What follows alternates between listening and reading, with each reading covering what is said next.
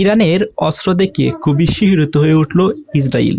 Israel মনে মনে ভাবতেছিল ইরানের যে অস্ত্র আছে, ব্যালিস্টিক মিসাইল আছে, ড্রোন আছে, সেগুলোর যে মজুদ বা স্টক খুবই লিমিটেড, অর্থাৎ ফুরিয়ে আসছে।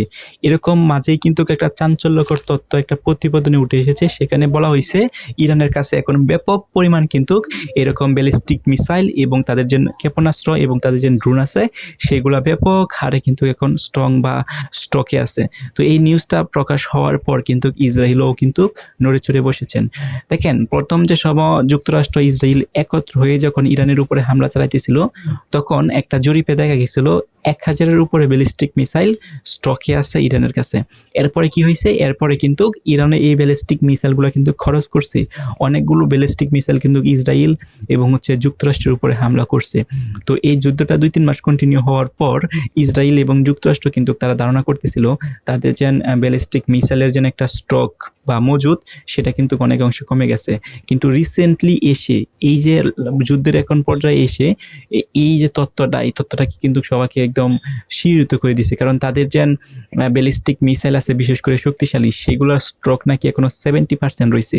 17% দ্যাটস মিন আপনার যদি প্রথমেই তাদের কাছে 1000 থাকে, এখন 1000 যেন ছিল সেটাও কিন্তু নিশ্চিতভাবে বলা যায় না। এখন পর্যন্ত কোনো গণমাধ্যম বা কোনো কান্ট্রি বা কোনো গোয়েন্দা সংস্থা ইরানের বাদে অন্য যে গোয়েন্দা সংস্থা আছে তারা কিন্তু ইনশিওর হয়ে বলতে পারতেছে না যে তাদের কাছে কি পরিমাণ ক্ষেপণাস্ত্র স্ট্রকে আছে। ধারণা করে বা কিছু ইনভেস্টিগেশন করে কিন্তু তারা বলতে পারতেছে যে 70% ব্যালিস্টিক মিসাইল বা ক্ষেপণাস্ত্র তাদের সাথে অলরেডি স্টকে আছে, বাট এক্স্যাক্টলি কত পরিমাণ আছে সেটা কিন্তু কেউ জানে না।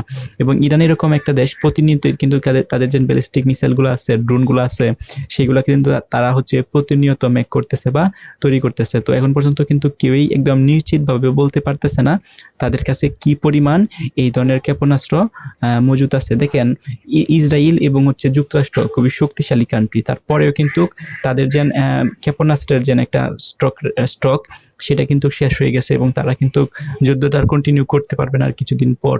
এমন অবস্থায় এসে ইরানের কাছে এত পরিমাণ ব্যালিস্টিক মিসাইল এবং এত পরিমাণ যে ড্রোন থাকবে, কোনো কান্ট্রি কিন্তু বিশ্বাস করতে পারতেছিল না।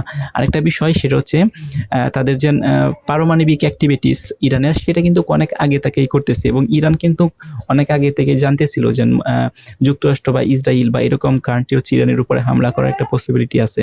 তারা কিন্তু সেই চিন্তা ভাবনা থেকে অনেক আগে থেকে তাদের যে ব্যালিস্টিক মিসাইল আছে, তাদের যে ক্ষেপণাস্ত্র আছে, সেগুলোর মজুদ কিন্তু দিন দিন তারা তাদের যে ভান্ডারটা আছে সেটা কিন্তু স্ট্রং করার চেষ্টা করতেছে এবং একটা সময় এসে কিন্তু এটা কাজেও লাগছে। দেখেন, এই যুদ্ধের মধ্যে তাদের যদি এই পরিমাণ ক্ষেপণাস্ত্র, এই পরিমাণ ব্যালিস্টিক মিসাইল, এই পরিমাণ ড্রোন যদি তাদের কাছে না থাকতো, তাহলে ইসরায়েল এবং যুক্তরাষ্ট্রের হামলায় ইরানের কি অবস্থা রইতো আপনি চিন্তা করে দেখেন।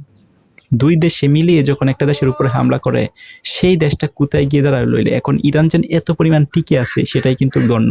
এবং ইরান শুধুমাত্র টিকে রয়েছে না, ইরান কিন্তু পাল্টা আক্রমণও করতেছে যুক্তরাষ্ট্রের উপর, ইসরায়েলের উপর, মধ্যপ্রাচ্যের কান্ট্রির উপরে কিন্তু তারা হামলা করতেছে। অন্য যে কোনো কান্ট্রি হলে কিন্তু এতদিনই দমিয়ে যাইত এবং তারা যুদ্ধটা শেষ করে দিত, অথবা তারা পরাজয় মেনে নিত। সেদিক থেকে চিন্তা করে দেখেন, ইরান এখন পর্যন্ত কিন্তু টিকে আছে এবং তাদের কতটা মনোবল, তাদের কি পরিমাণ ব্যালিস্টিক মিসাইল, তাদের কি পরিমাণ ক্ষেপণাস্ত্র, কি পরিমাণ ড্রোন এবং কি পরিমাণ যুদ্ধের ইকুইপমেন্ট তাদের কাছে থাকলে তাদের মনোবল এরকম চাঙ্গা থাকতে পারে। ইভেন তাদের একজন সবচেয়ে সেরা নেতাকে হারিয়েও তাদের মনোবল কতটা স্ট্রঙ্গার আছে এবং তাদের কি পরিমাণ এরকম অস্ত্রগুলো আছে। সো চিন্তা করে দেখেন ইরান তাদের অবস্থানটা কোথায়। অন্য যে কোনো কান্ট্রি থাকলে তাদের কি পরিণত হইতো। সো আপনাদের মতামত কি?